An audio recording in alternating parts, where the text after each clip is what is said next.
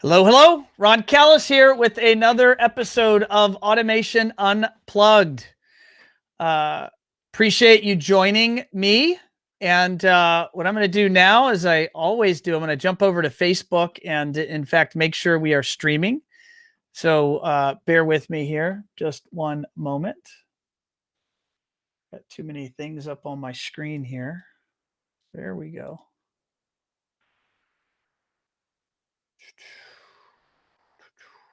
Yeah, there we are. Looks like we're streaming. So today is today's Wednesday. It's May 19th. If you're a Bitcoin investor, your Bitcoin is crashing or has been for the last 72 hours or so. No, I'm not going to cry, but I'm crying inside.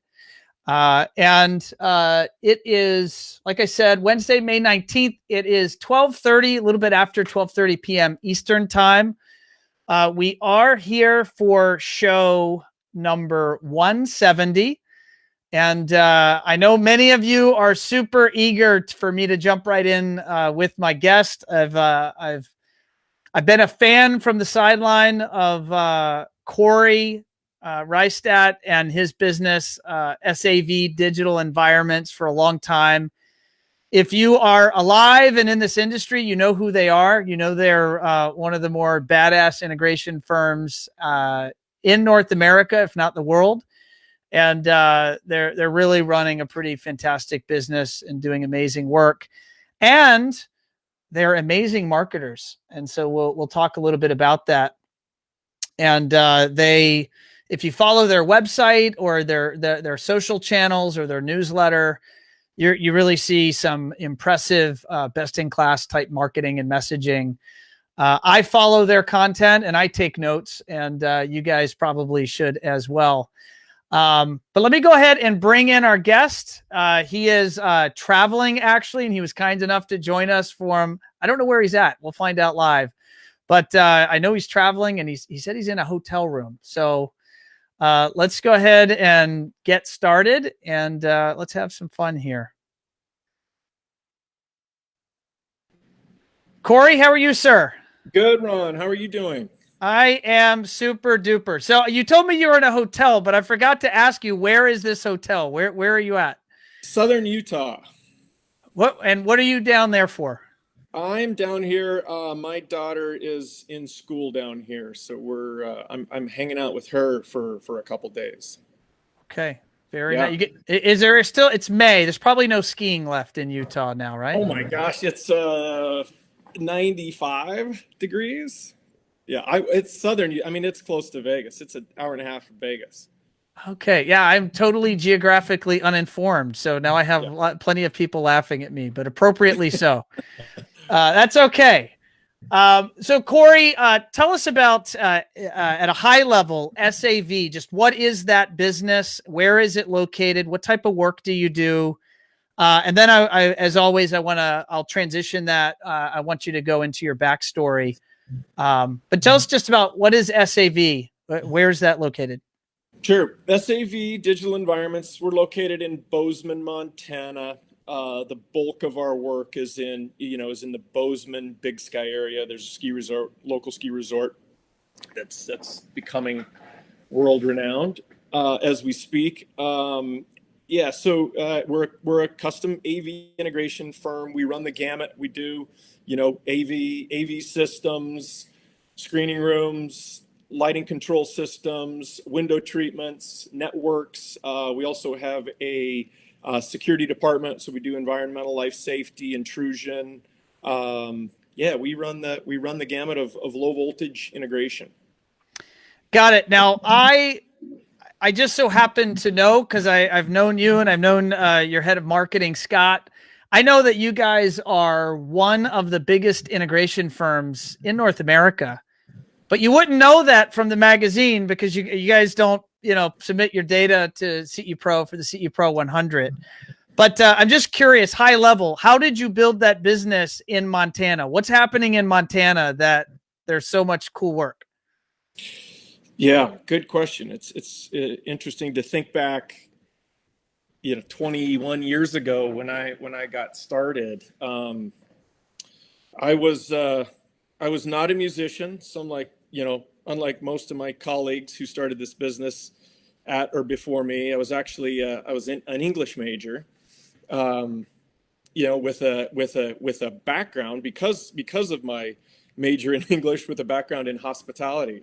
I spent 10 years in the hospitality business, waiting tables, bartending, that sort of thing, which put me through college and beyond. So I got started. I got started in 2000 because I needed something to do. I knew I didn't want to spend my life waiting tables and bartending. So I came back and started a small business in Bozeman, and I had a few things going for me. I had some friends in the construction business, and there was also this private club that was showing up in Big Sky, Montana, called the Yellowstone Club, and it was a perfect storm in terms of landing at the right place at the right time for audio video. Actually, had another fortunate event. I met a who would be my partner for the first 5 years, who was moving from Los Angeles in this business. So together we put this together, and we started a business, and it's been up and down ever since, but has grown over the course of that time. And yeah, it's wild. The first car that I ever purchased was a 2000 Chevy Astrovan, and that was my car for almost 4 years. So my work rig, my personal rig, everything. I drove a white van. I was gonna say, did you? The marketer in me, of course, wants to ask: did you at least letter the van? Did you at least put your Oh logo yeah, on the van? it was fully logoed, and it was great. Everybody recognized me as one of the two guys in their work vans. Where did this entrepreneurship direction come from? I mean, I was personally, like, I don't come from a family of entrepreneurs, and I was let's call it a bit of an oddball in that later in life, actually after a bit of life, I took that turn. Sounds like Yeah. you did it closer to after college. Yeah, that's an interesting question. I always ask people how you would not sort of think creatively and outside the box when you approach a problem or a challenge, right, or a solution. Where did that come from? I think that came from me early on. I think I was very adaptive, right? I come from a background of engineers. My family was all sort of science based. It seemed like I took a more creative, liberal arts approach. But I that where the that sort of coupled with this teeming desire to create something better than it was, has always been part of my fabric. And then the AV and automation side. I mean, this is an industry. You and I work in an industry, and we spent the last 21 years in this industry. And it's an industry most of the world doesn't know exists. Yeah. And how did you learn about the industry or become exposed to the industry such that this was the business you were going to embark on? I had an opportunity to move home to create a commercial satellite installation company in the year 2000. What that meant to the layperson is I would set up fake satellite dishes in grocery stores and sell to clients as they come out of the grocery stores. And I would install satellite dishes with a $20 table from Home Depot. And and how did that tell us about that business? What were you did you have was it you and the army of one in your van, or did you build a team around that? It was me and an army of one, and I actually hired two installers. So in a span of 6 months, I had grown to a business of three before I met my partner and started a more comprehensive AV firm. Okay. Yep. Got it. Yeah. Understood. But yeah, Now, the dish salesman at the grocery store. was that the business? I'm just looking over here at your bio. Was that Studio AV, or was that a predecessor to Studio AV? I was involved with a company called Poindexter's Audio Video Environments. Okay. We spent 5 years together, and then I spun off Studio AV in 2005. Okay, understood. Now, bring us to, believe it, this sounds silly and hard to believe, but there are some people in our industry now, because there's so many new people entering, that haven't even heard of VIA or what VIA was. But you had actually transitioned into what was a national roll-up back in, I don't remember when that happened. Was it 2013. 2013. And that VIA, for those that are not aware, you can search it and you'll hear about the history there. That thing ultimately was not successful, but you actually did not have such a painful, it didn't hurt as much as some of the others. And can you maybe describe kind of that, what happened at the end, and then how that was your launch point to your new business? Yeah, so fortunately for me, I hedged a little bit against the demise of a conglomerate like that, and I sold a portion of my company to VIA. So that helped when this thing came crashing down. At least it helped minimize the financial impacts for me, and it made it a lot easier for me to get started. So that the finance side of it was certainly less painful, I would say, but the operational side of restarting a business at the end of October in 2015 and needing to deliver about $3 million worth of AV in 50 days was nothing short of a miracle, and it's just such a testament to our team and our culture, that we were able to reestablish dealerships, 50, 60 dealerships. Thank God for Platinum American Express. When you're starting out like that, but yeah, that was a challenge. That was a really good learning lesson. I don't encourage it or wish it upon anybody, but in retrospect, what a some wonderful business sense in retrospect. What are one or two of those nuggets, if you don't mind sharing? You had the opportunity to build an amazing business, sell a portion of the business. That new thing ultimately, I'm gonna say outside of your control, ultimately did not succeed. But now you had the opportunity to start again. What did you bring to that restart that really you think maybe was pivotal to the current success you're having? A lot of hard work, right, to start.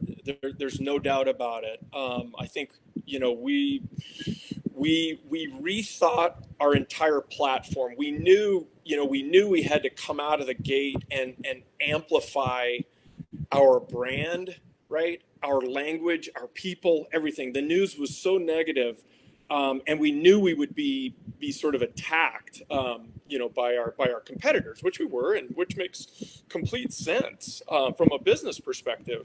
But what we did, again, we worked really hard and we delivered. We also did something that we had up to this point not really even considered, and that was we went online and we established a marketing plan to build our brand, larger than our trucks and our people and our shirts and everything. And we brought on a very seasoned marketing representative, and it really helped us reestablish credibility, and helped us reestablish resilience, and really built us as a national brand again through a single company. And we did that over the course of 4 years. I'm gonna attempt to see if technology behaves here. I'm gonna put on your on the screen. We'll see if this all behaves. I'm gonna put on the screen your website, And I'm going to ask you to just maybe expound on that a little bit, because I love the fact that you guys from day one, and I'm going to say day one of the relaunch, have been amazing at capturing beautiful imagery, beautiful video, and really just beautiful messaging across all channels, all touch points. And I know you hired a talented marketer in Scott, but you had to have known to do that. Where did that come from? And, you know, your belief or feelings around the importance of branding, messaging, marketing. Did you have that before, and that's just you've always felt that way, or was this part of the relaunch?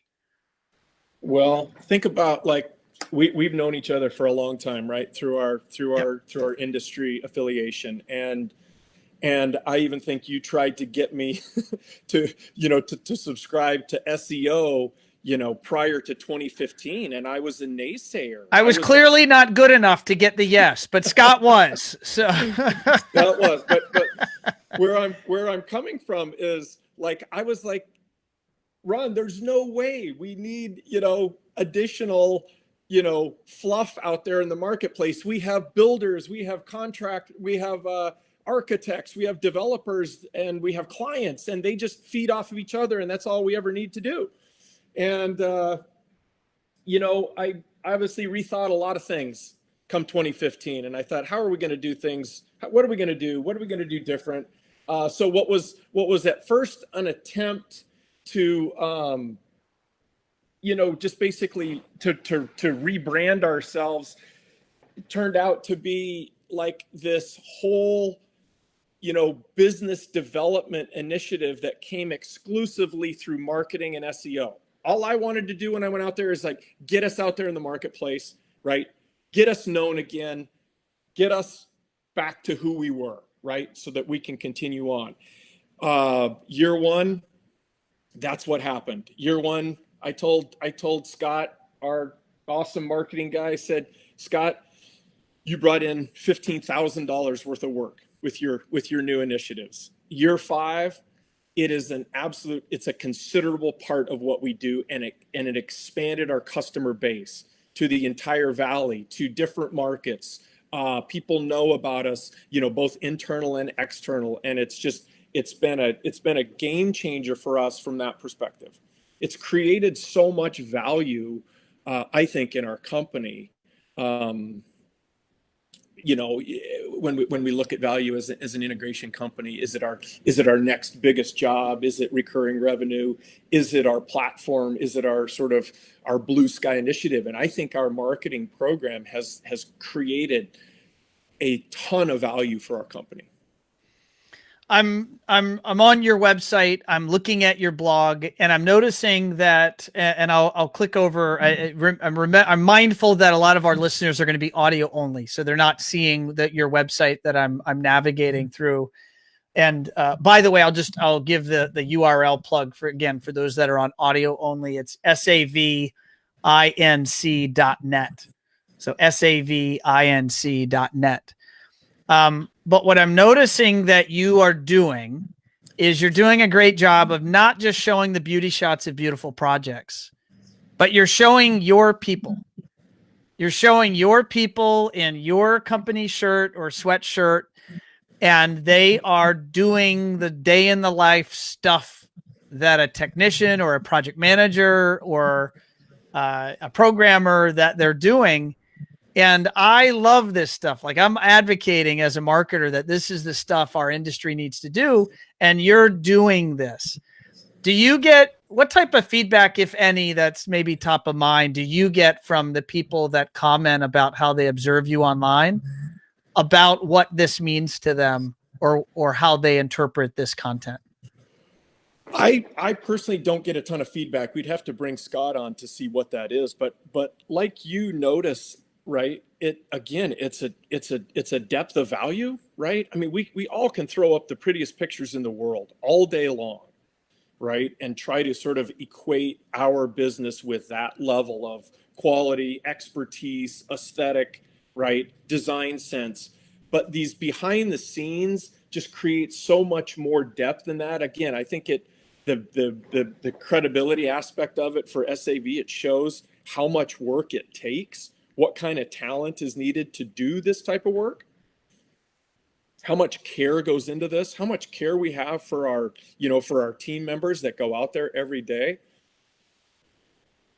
I'm cruising your careers page on your website, and I'm seeing this super cool creative graphic that is custom art where you guys are communicating your value proposition to employees. Yeah. And you have an intro doc. That is so darn cool. Scott, good job. And whoever's involved in this thing, this is actually getting my gears turning. Your wellness program, paid time off, family life resources. So talk to me, Cory, about culture, company culture, the way you think about your company culture, and what is that at SAV?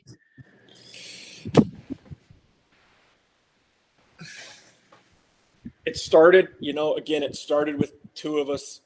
It started as a team. It started as a family. It's always been that mindset. It's sort of all for one, one for all. We really try to listen to our folks, right, from the bottom to the top, trying to get input, especially creative input. What makes sense, right? Try not to have this, high level of management, or this separation between, management and team members. Culture is an incredible challenge as you grow, and especially when you grow fast.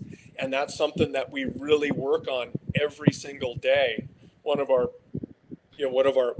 major goals on a daily basis is how do we keep that synthesis with our team members? How do we continue to listen to them? It's easy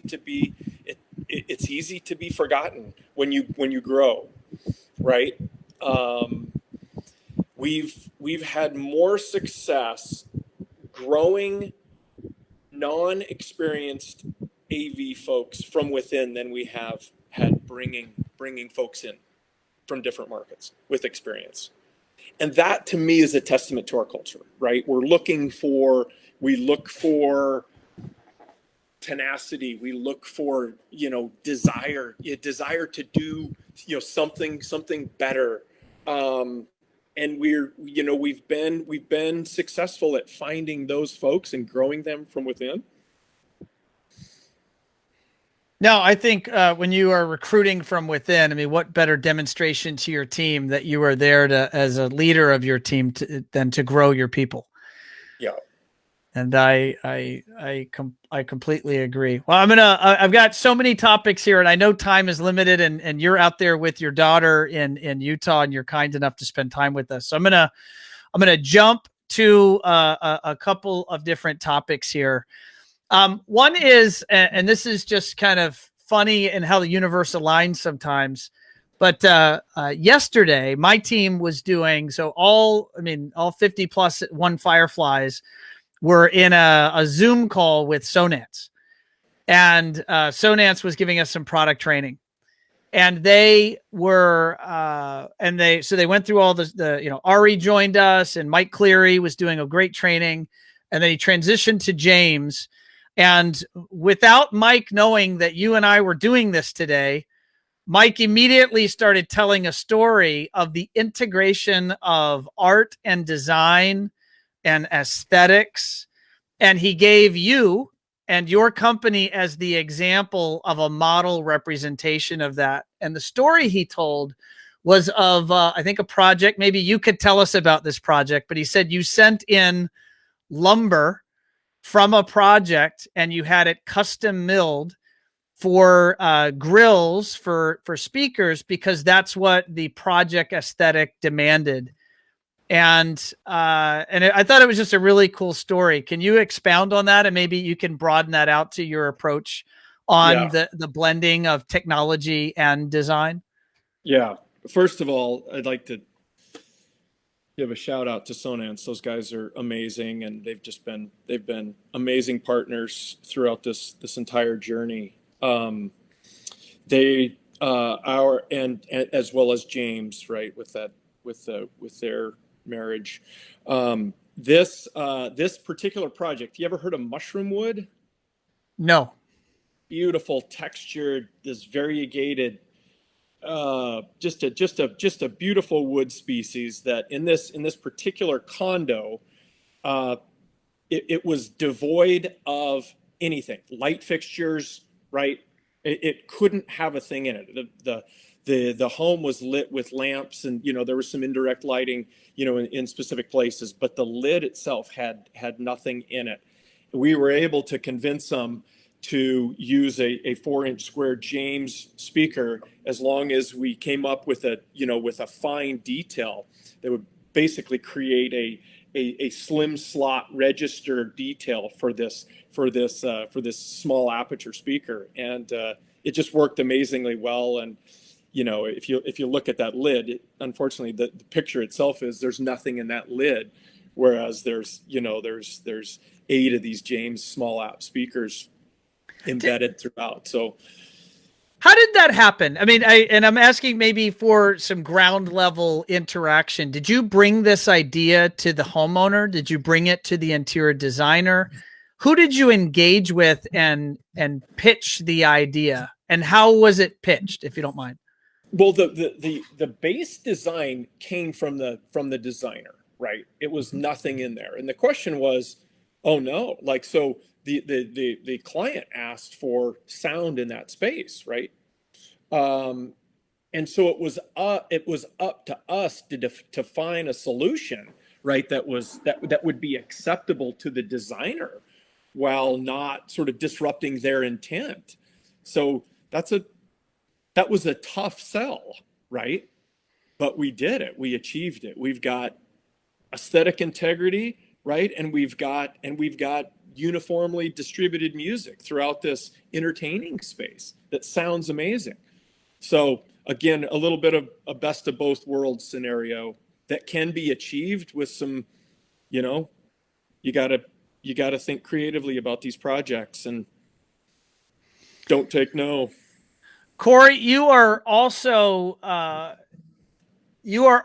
running, I don't know if this is a separate business, maybe you could clarify, but I know you are also designing technology into Spec Homes. But this is a business operation that I believe you're a part of, or maybe it's a subsidiary of SAV.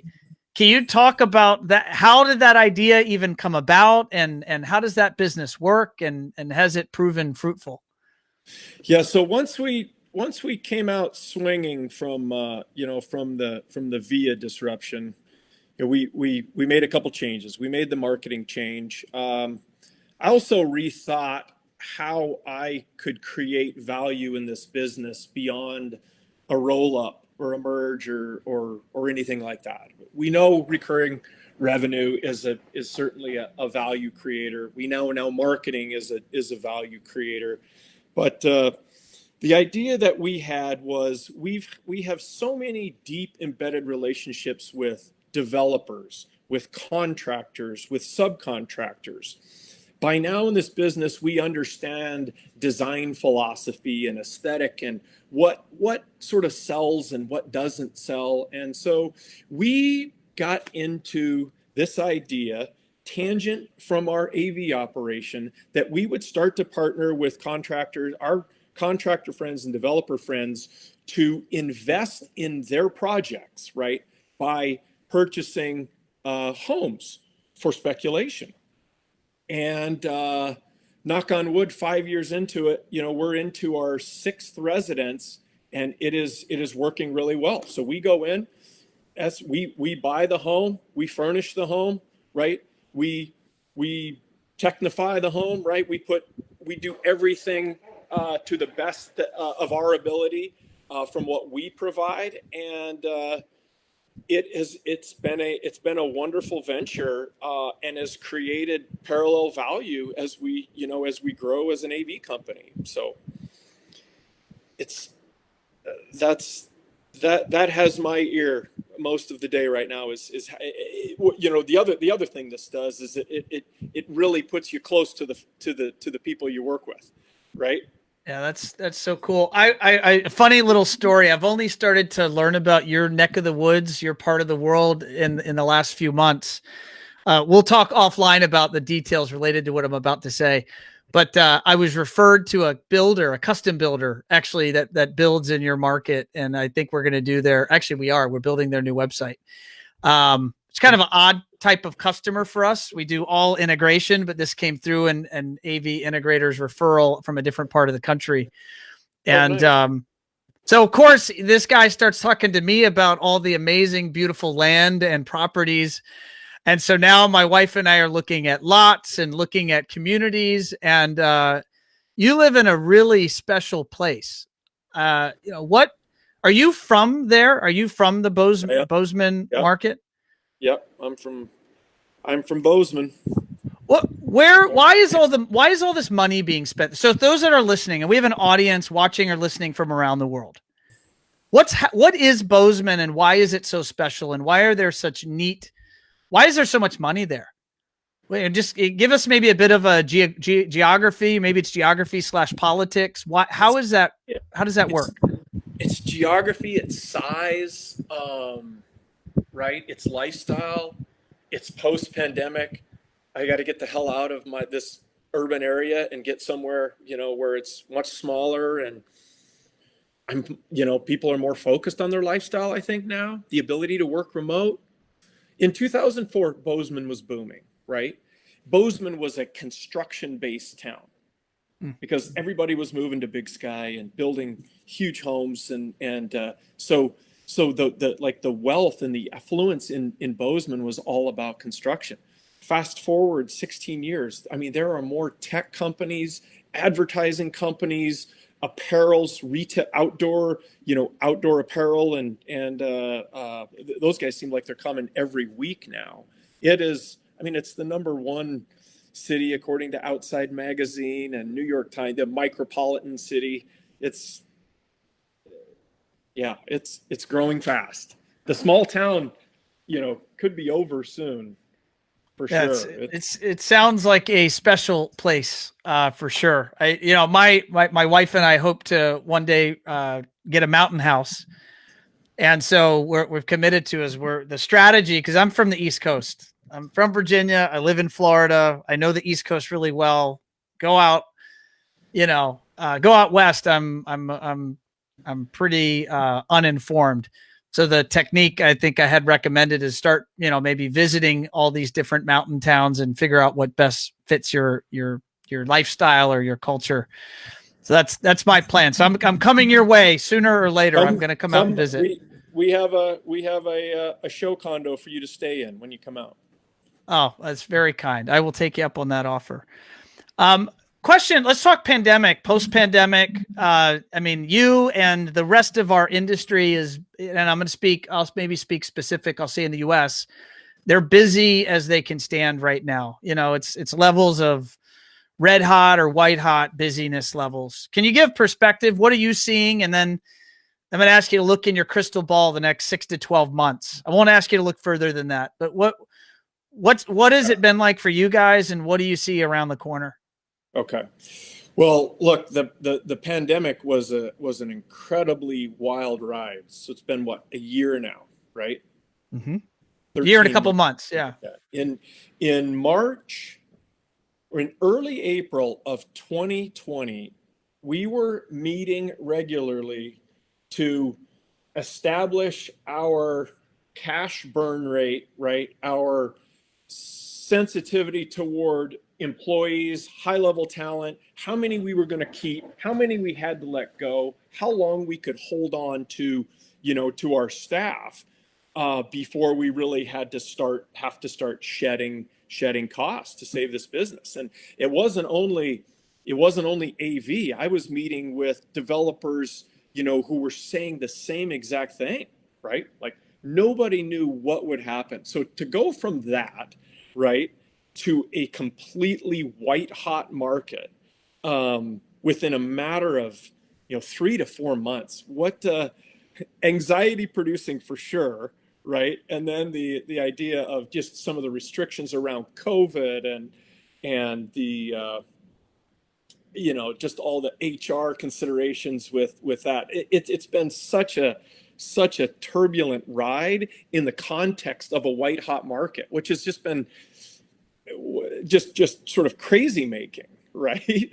But we're finally starting to get out of that, and one of the other things that was disruptive for our business, we live in a what would be considered a very much a vacation market. Our clients spend 28 days a year in their home on average, and they go from 28 days a year to full time in the shoulder season. So we go from a vacation integrator status to a primary residence status, which was very disruptive to us.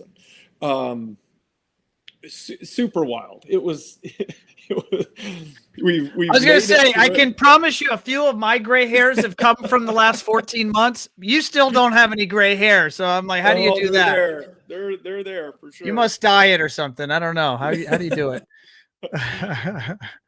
So, yeah, but so we're smoothing out right now, but we're growing like mad. And so it's a challenge, but a welcome challenge. It's we're going in the right direction, and we're excited to see what the future brings. How are you handling the chip shortages that are global right now? There's a shortage of silicon. It's silicon, and it's affecting every industry. From the automobile industry to your receivers to your TVs. Yeah, luckily on our new construction starts, which is obviously a bulk of our business, we're able to predict that to some level, right? And we're able to place orders months and months in advance. But it's still a problem. Yeah. So vendors, because of shortages and because of I'm going to challenge overall inflation. That's creeping into the world, certainly the United States, due to the excessive printing of extra cash from the Fed.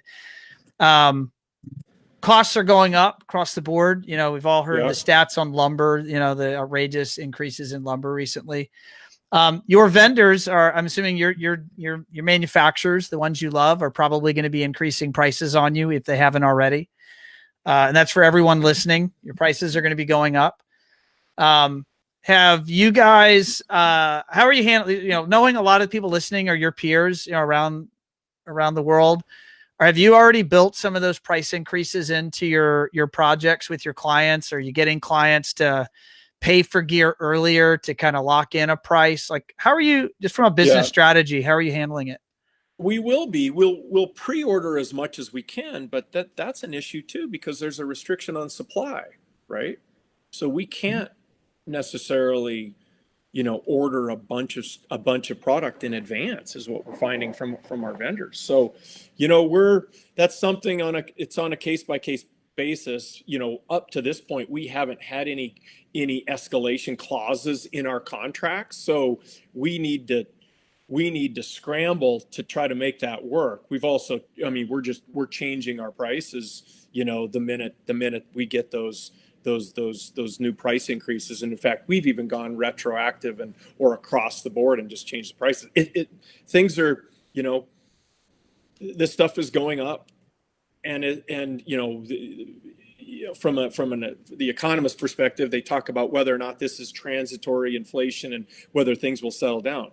I have not, in my lifetime, I've not seen a price come back down in the integration world. Once the price is there, it stays. So those prices, I believe, are here to stay. So it's time to recognize that fact and make the necessary changes. What would you say to those listening that maybe haven't started thinking about that? Maybe they haven't been in business as long as you or I have. Any advice for them on how to think about this? Or not that you're telling them to raise prices, but how would you advise they think about this situation, which is very real and very now? I think you have to raise your prices. I don't think there is a different. I mean, we talk about this all the time. We could put in a clause that says maybe we need to raise prices in a contract, right, for the next 12 to 14 months. You lose credibility, right? You can't go back. Nobody's going to pay you for that stuff. You need to raise prices today and anticipate raises on some of the products, right? Maybe you don't use much of a certain ant manufacturer, whatnot. It's going up. It has to. So it's time to raise it today. Otherwise, you're just going to lose those dollars. All right, I want to sneak in one or two more topics for you, Cory. You still have a few minutes? Yep, you bet. Awesome. Wellness has been, I'm going to give, Julie Jacobson, back when she was over at CE Pro, she was maybe I'm going to call her the initiator of the idea, planted the seeds. Maybe the credit is also due to others, but I know she was writing about it for a few years there, maybe before it seemed to catch on. And I think for your business, wellness is a topic. It's in your mind or in the minds of your customers. Can you maybe talk to me and the audience? How do you think about it, and how are you presenting it, or what are you doing about it? Yeah, so I see wellness as in a more expanded view than I think much of the industry sees wellness. I certainly see air quality and water quality being something that is of intrigue, right, for our clients. I see lighting, tunable lighting and being able to manipulate color temperature as an aspect of wellness. Again, using this transitory word, I don't know how much of this is trendy or transitory, but what I've found, like sort of in our clients in the last year post-pandemic, is wellness means I'm spending more time in my home and I'm more focused on the experience in my home. And I can confidently say that prior to this, like us trying to sell higher fidelity audio and video equipment, it was just something where it didn't seem like our clients had time to experience it. So it was like, let's just do what I've heard, right? Get that going. And what we're finding now is, people are willing to listen more to us as we present quality solutions to them that allow them to spend more time in their home, right, and have a positive experience. So we call that, we think that is wellness, right, as much as air quality or right, whatever, lighting and all that, which I think certainly has merit. But we're finding that your experience in your home, right, is an engagement with wellness as much as whatever else happens with your the systems in your home. So I want to try to restate that, and I just want to restate maybe what I heard, and then I want you to bounce back to me if I'm wrong, or if I heard it incorrectly. It's not so much that you're, quote, selling wellness as a category or as a word. It's that because the consumers, because of the pandemic, have been spending so much more time in their homes, and particularly for you, in what has historically been a transitory market, but now some of them are calling it their primary residence, or at least for an extended period of time. You found the conversations around wellness aspects of music or light or the enhancement aspects of technology. The wellness conversation is being had and helping engage customers or helping you with sales. Did I hear that correct? Yep, that's exactly right. It's just more rounded, right? It's everything we do contributing to that sort of present experience with the home. To get granular and specific, I'm gonna. These are just top of mind. I don't have a list written down. I didn't prepare this, but it's just I've been very curious around this concept of wellness, and I'm gonna give my own personal experience since I've been reading about it and doing marketing for my clients around it. Like I started on Saturday mornings when I get up, I put on nature sounds throughout the house. And I listened to the brook running through the forest and the birds chirping. And I swear, even though I've been doing this, I started doing this right at the pandemic. So it was exactly tied to that happening. more times than I can count, my wife will come downstairs and goes, "Oh, listen to the birds outside. Don't they sound so beautiful?" I'm like, "Babe, we don't have any trees outside. There's no birds outside.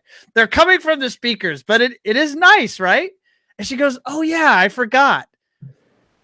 Because you're setting this audio scene that's very calming. And so I don't have tunable lighting and I don't have a lot of these technologies, but I do have an audio distribution system, and I can play nature tracks, and it's really amazing how calming that is. And I don't know, does any of that resonate with you personally, or maybe conversations you're having?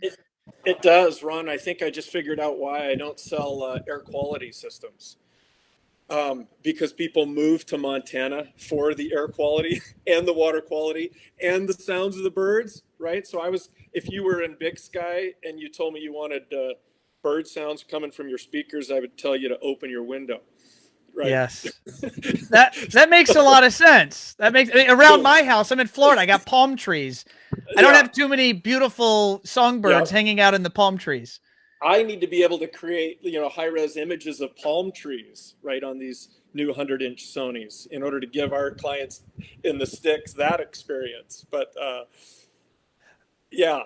So, but that's, I think that could be sort of the reason why, we shifted our thinking to wellness up here, saying, well, gosh, I understand why you need some of those wellness aspects in an urban environment, right? When your view is another skyrise. But out here, sort of, how do we round out the experience that is already present, right? And that's how we're enhancing it with more sort of entertainment aspects. And tunable lighting. You guys are big into Lutron. I'm assuming that means you're big into tunable lighting and Ketra. Yep. All right. How do you make that sale? We're in the process right now of transitioning to a total lighting control system company, right? So up to this point, this entire channel has known lighting control systems as supplying the Lutron lighting control system. Had nothing to do with the fixtures. Just deal with whatever happens on the fixture side.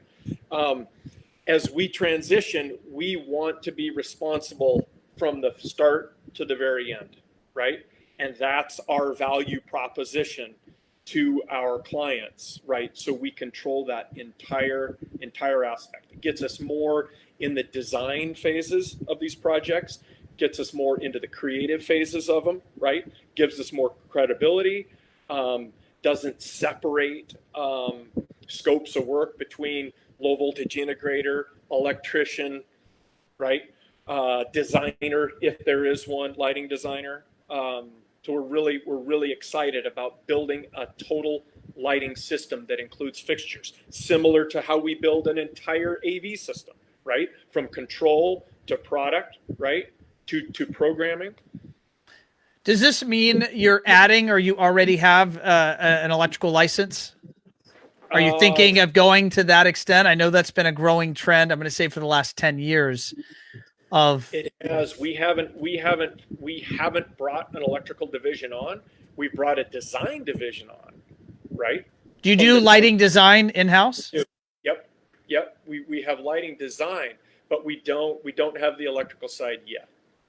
Got it. And in terms of lighting design, naturally, that means you now get to specify not only a beautiful environment and the layers of light that is beautiful lighting design, but you get to specify the fixtures. Yep. That's good business. Yep. And you get to specify the control system. Yep.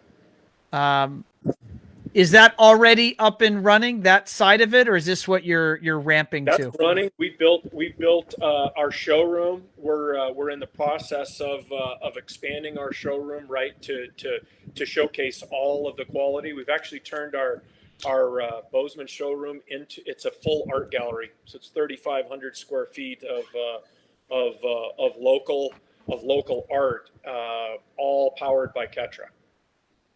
Oh, wow. That's amazing. Question, Cory, and I want to give our listeners an additional closing takeaway or two from you, and I would like you to think about those that maybe have not been at it as long as you, or maybe have not had as many trials and tribulations or the opportunities to purchase lessons as you have. And what are maybe a sage piece of advice, if you want to pass a piece of advice on to another entrepreneur, another integrator, brother or sister in arms out there, and maybe a less mature stage of their business, and they're looking up to you on the pedestal as one of the most successful integrators in the country. What's something, a singular thing or two you'd have them think about to focus on getting right that would likely point them in the direction of success? There's a couple things I would say. The first thing I would say to anybody starting out is understand and honor unyielding customer service. The whatever, whenever philosophy has made us very successful. And we teach that through and through, right? Through our company. And that has been a big testament to our success. The other side of this is we are held to standards as designers. Instead of asking people what they want, we tell them what they need. We lead. We don't give options. We don't, we listen for sure, but we are presenters of solutions, and that's another avenue in which we found success. Having spent time in this business, understanding what people need, what makes sense, what has value, gets us through the door and gets projects closed, and gets us clients that believe in us. Awesome. Cory, for those that are listening or watching and they want to get in touch with you, or they want to learn more about SAV, where do we want to send them? You can send them to me. Happy to give you my cell number. You've got my email address. Yeah, if you don't mind, verbally describe it, and then we'll drop it down into show notes and into Facebook comments as well. Yep. Anybody who wants to give me a shout, you can call me at 406-581-5219, or you can find me at cory.reistad@savinc.net. Awesome. Cory, it has been an absolute pleasure. Number one, getting to know you over the years, and certainly the opportunity to interview you here for show number 170 of Automation Unplugged. Thank you very much, Ron. All right, folks. So there you have it. Show 170, the one and only Cory Reistad from SAV. Or formerly SAV Digital Environments.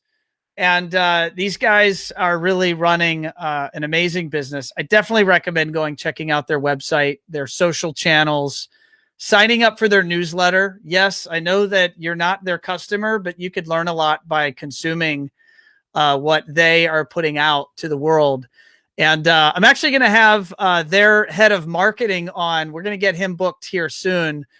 Scott Abel, and he's, I know, well respected not only within the industry, but specifically within the guild, which SAV is a member of the guild, and they're members of HTSA.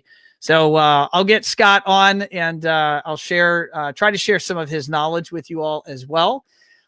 Thank you for tuning in. If you have not already done so, please go over to our Instagram page. We're always building our audience there. It's been nicely growing now for a couple of years. Always fun content. Actually, you heard me in the show reference doing training yesterday with Sonance, and their cart with camera and computer and lights, they call it the Cookie Monster. And so if you look at Instagram, there's the picture of the Cookie Monster with our whole team. That was actually the interface with Mike Cleary in that training. So you guys can check that out. And if you have not, again, already done so, definitely subscribe to the audio only version of the show, which is our podcast. And just go to your favorite app, search up Automation Unplugged, and you'll find the show there. Subscribe and leave us a review if you'd be so willing. And on that note, I'm gonna sign off, and I will see you next time. We've got a stacked lineup of awesome guests for the coming months into the summer. And definitely love that you all. I didn't get to share as many comments. I got too into the zone with Cory in the interview, but didn't get a chance to bring those comments in. But thank you all for adding your comments and participating. Mario and Ted and Keith and Wes and Angel and Brandy. I see lots of comments here. So thank you all for doing that. And until next time, I will see you guys later. Thanks.